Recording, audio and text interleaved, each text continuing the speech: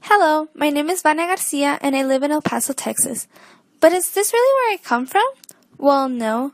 There's a story behind everything, and in this video, I will show you the story of my family and how I got here. My mom's grandmother, Jesusita Rivera, was born around the 1910s in Fresnillo, Zacatecas, Mexico. During the 1930s, Jesusita and her family were facing economic struggles. This is when she decided to head north in search of job opportunities and a better life. On her trajectory, she stopped at Delicias, Chihuahua, Mexico. There she met Manuel Rivera, a young man who worked as a miner. In 1938, Jesusita and Manuel got married, and in 1942, my grandpa, Jesus Lopez, was born. Now, Jesusita was alone with her kid, so she decided to continue moving north. Around the 1950s, Jesusita settled in Juárez, Chihuahua. Unfortunately, she was not able to find a job, so my grandpa had to work in order to sustain themselves. Mi mamá cuando yo era pequeña me decía que mi papá se tenía que venir desde muy chico a trabajar aquí a Estados Unidos como inmigrante. Tenía que sostener a su mamá como viuda en aquel entonces. Era muy difícil la economía en Juárez. Cuando estuvo en Juárez, ahí en esa ciudad no había trabajo. Entonces su único recurso era venirse aquí a Estados Unidos a trabajar. During the 1940s, 1950s, and 1960s, the United States would hire Mexican immigrants to work in farms. These people were called braceros. So when my grandfather became a young man, he came to El Paso to work as a bracero. But in 1967, the bracero program ended, so he went back to Juárez. During the 1960s, my grandfather met my grandmother, Yolanda Hernandez. They soon got married, and on January 12, 1973, my mom was born in Juárez, Chihuahua. She lived and went to school there throughout her childhood and as a youth. Then, in 1994, she met my dad, and on December 4th, 1995, they got married. Later, on February 23, 1996, my older brother, Isaias Garcia, was born at the Thomason Hospital in El Paso, Texas.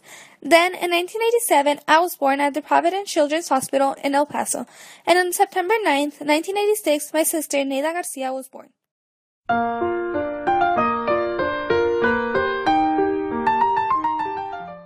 In 2001, my parents decided to move to El Paso. This was due to the fact that the economy in Mexico was really bad and that my dad was unemployed. Not only that, but also because my brother had to start school and they wanted us to have a better education and a better life. Once in El Paso, my dad was able to find a job as a janitor at a church, and my mom was a homemaker. After a few years, on August 19, 2005, my little brother, Carlos Garcia, was born. As you can see, my family's migration pattern was very similar to many other Mexican immigrants. This migration consisted of going north in search of a better life, and it was caused by the high unemployment rate and poverty.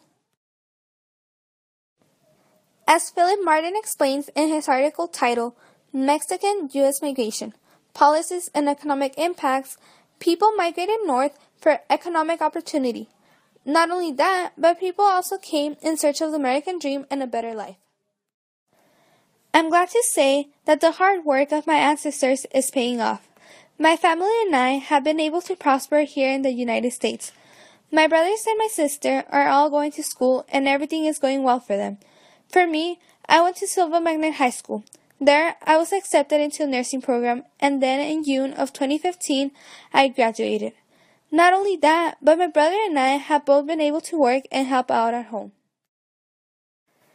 It's amazing how many decades ago my great-grandmother lived in Fresnillo, Mexico, and now I'm very far from there.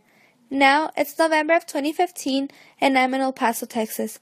I'm assisting UTEP and will soon become a teacher, and I thank all my ancestors for all the hard work and struggles they had to face when they decided to migrate north.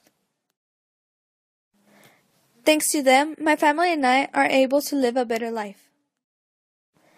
And this is the story behind my family's migration into the United States and the reason why I'm standing here today.